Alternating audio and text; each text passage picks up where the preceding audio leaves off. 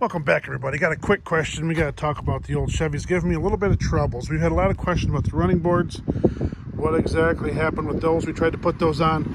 Oh, it's been, what has it been, 2 months? We got some running boards, and somebody come out and said, you know what, John? They sent me a picture, and they were all rusted out, and they were ugly looking, and blah, blah, blah. And they're like, you need to return them. So they were already damaged. So we got a hold of the company. They said, you will replace them. And so I'm like, okay, give me a replacement.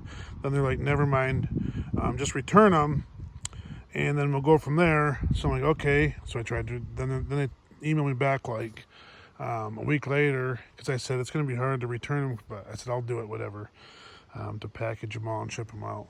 Then like a week later, they sent me an email. They said destroy them, and then we'll just refund you the money. So I actually spray painted them white, and they sent me my money back. So that's the latest on the running boards. I need to do something there. Now, I still have those. I still could paint them black, but I don't know if it's worth it or not. You guys tell me. Latest predicament on the Chevy is I got a training slip going on. Now, here's something that took me a little while to figure out. First of all, I got another rub on the bumper down there. I have hit 5 deer with this truck. 4 of them on the front end and 1 in the fender. So if you look, that's all I've busted up. I've hit 5 deer with this.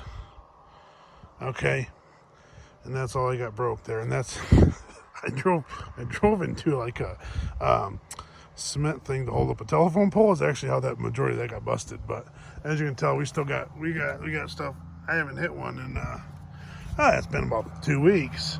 But no, I've hit 5 deer with this. 4 of them with the front. How you doing? And then 1 ran into my fender, or into my wheel well over here. It didn't do any damage, but yeah. So this is the actual first truck I've ever had that's been lifted, and so far it's treated me very well. I've been real happy, but it might need something new there eventually, and sooner than later. But my training slip is the issue that I have going on now,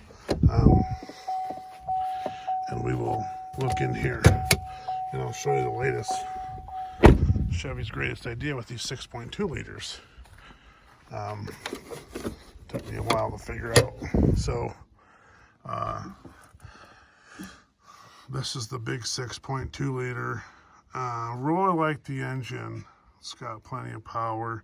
Pulls the camper real nice. Is the main reason I got it. But dipstick for your oil. And that's it. So I had to do the research on YouTube to figure out what in the world, what do I have going on here. So if you crawl underneath this girl, I will show you what I did today, and it didn't work. Oh, it's way up there. So if you come up here, how you check the transmission fluid is that plug there. So pull the plug, running. If any fluid comes out,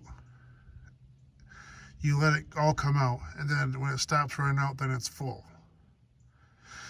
So if you open it and none comes out, I had to add some. So I added some, maybe half a quart, and it seemed to be fine. None came out. Then I added some more. Now that's another trick. How they add it is I got a little pump for the top of my quart jug, and then it's got a hose, and you push the hose up to the bottom of that, and it actually worked fine. We got to fill it from the bottom. Pumped it up, filled it up, about half a quart, and about another quarter quart, and then it started to run out. So let it run out, put it back in there. Now what I got going on is I got a slight vibration, like just all the time. And when it goes to shift gears, it gives you a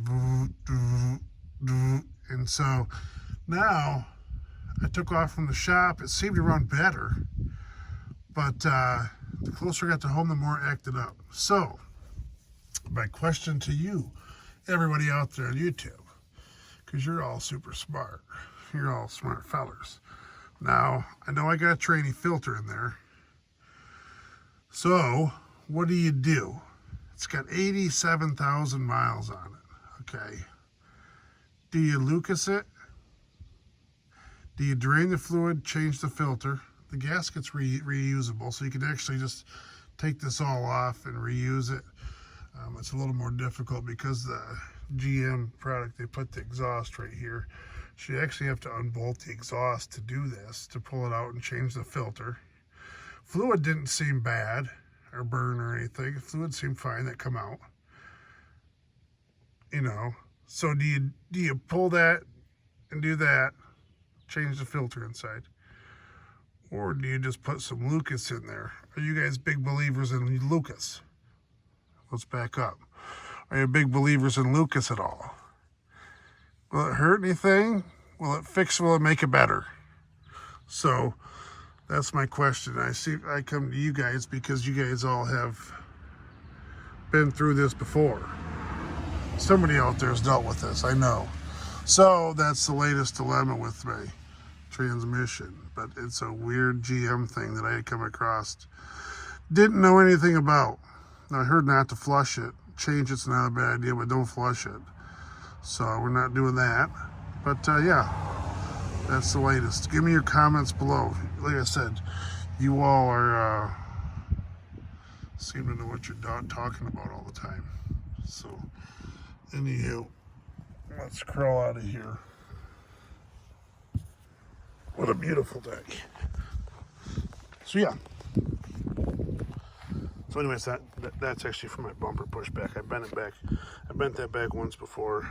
It likes to rub right there. People think I'm an idiot, probably because I pull it in on places and it rubs a little bit, and they're like, well, you've got oversized tires probably, but I've hit too many deer. Anyways, what do you do with it? You all are smart, or is there another thing that I can add to it or do something different? Leave your comments below. Thanks so much for watching, everybody, and just keep rolling.